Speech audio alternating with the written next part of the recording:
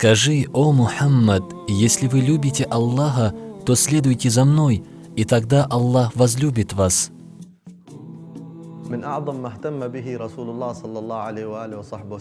Из тех вещей, на которые пророк, саллаллаху алейхи вассалям, особо обращал внимание в своей жизни, это строительство мечети и забота о ней. Когда пророк, саллаллаху алейхи вассалям, прибыл в Медину и основался, прежде всего позаботился о строительстве мечети. Об этом пророк, саллаллаху алейхи вассалям, сказал: «Направить ли вас на то, что принесет вам прощение грехов и возвысит вашу степень?» Они, сподвижники, сказали: «Да, о посланник Аллаха». Пророк, саллаллаху алейхи вассалям, сказал: «Полноценное совершение омовения в трудностях и умножение шагов в мечеть и ожидание от намаза к намазу – это и есть рибат, это и есть рибат, это и есть рибат, то есть посвящение себя хорошему делу».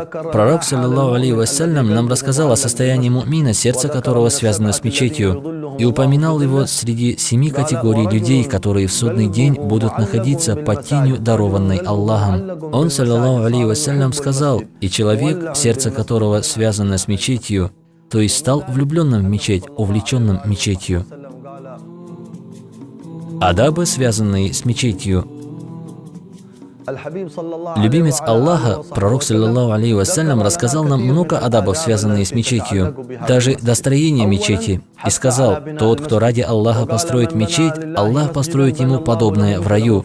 В другом предании говорится: «Тот, кто построит мечеть даже размером гнездышка птицы, то есть место, где гнездится воробей, Аллах построит ему дом в раю». Аллах субхану ва тааля сказал нам: «О сыны Адама, облекайтесь в свои украшения, одеяния при каждой мечети». Когда ты идешь для совершения намаза в любое место, особенно в мечеть, человеку нужно приготовиться, надев красивую одежду, красивым видом, надушившись благовонием. Важно, чтобы человек со всех сторон выглядел красиво. Это требует от нас наш Господь, субхану ва тааля, говоря. Пророк, саллаллаху алейхи вассалям, побуждал на умножение шагов к мечетям, то есть люди, которые направляются рано утром в мечеть для совершения утреннего намаза под покровом ночной темноты. Пророк, саллаллаху алейхи вассалям, им сказал: «Обрадуй тех, которые в темноту посещают мечеть, радостной вестью, что они получат полноценный свет в день суда. Аллах дополнит им свет». Так Аллах говорит об этом в Коране. «Их свет будет сиять перед ними и справа. Они скажут: Господь наш, дай нам света сполна». Любимец Аллаха, пророк, саллаллаху алейхи вассалям, когда шел в мечеть, читал следующую молитву: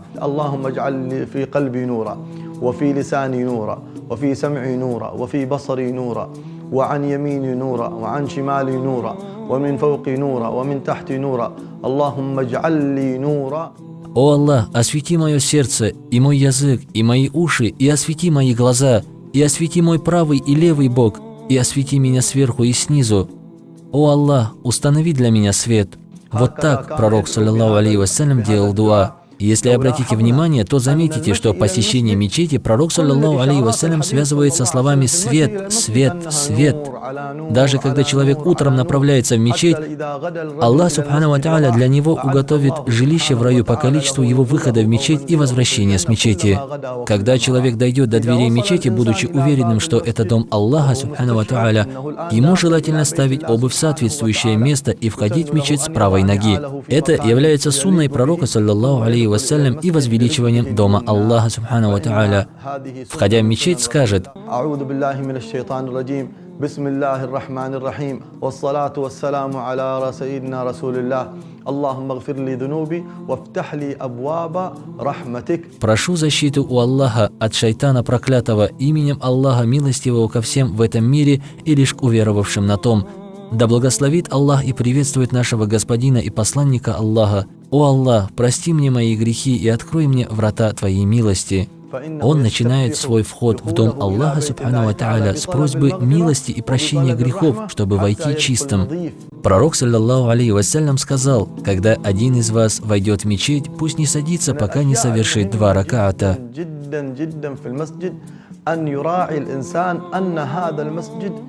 Из очень важных вещей в мечети то, чтобы человек учитывал, что мечеть не предназначена кому-то одному.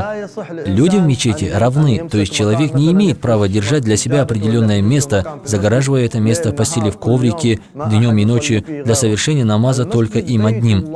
Мечеть – это дом Аллаха, субхану ва тааля. Нельзя держать определенное место для себя в мечети. И если придет самый маленький мальчик и сядет на первом ряду, и сядет на место правителя, или сядет на место министра, или же алима, никто никогда не имеет права поднять этого мальчика со своего места, потому что это дом Аллаха.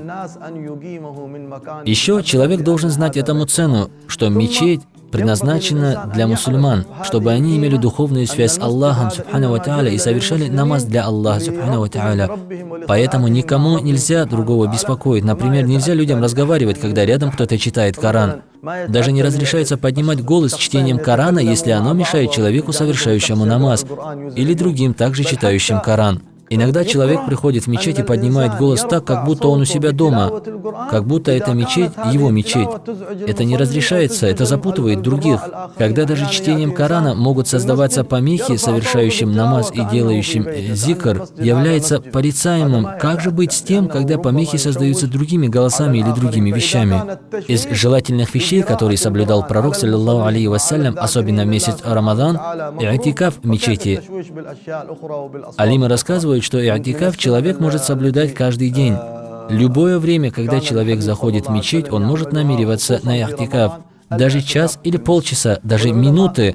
Важно, что его намерение на и'тикаф приносит ему все вознаграждение и'тикафа. Когда мусульманин выходит из мечети, желательно выходить с левой ноги и читать молитву.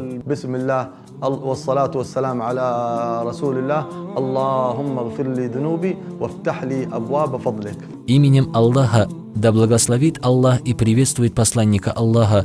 О Аллах, прости мне мои грехи и открой мне врата Твоего богатства. Мы будем заботиться о мечетях в зависимости от уровня нашей любви к пророку, саллаллаху алейхи вассалям, потому что каждый раз, когда мы заходим в мечеть, мы вспоминаем, что наш любимец и пророк Мухаммад, саллаллаху алейхи вассалям, очень любил, заботился и уделял внимание мечетям. Скажи, о Мухаммад, если вы любите Аллаха, то следуйте за мной, и тогда Аллах возлюбит вас.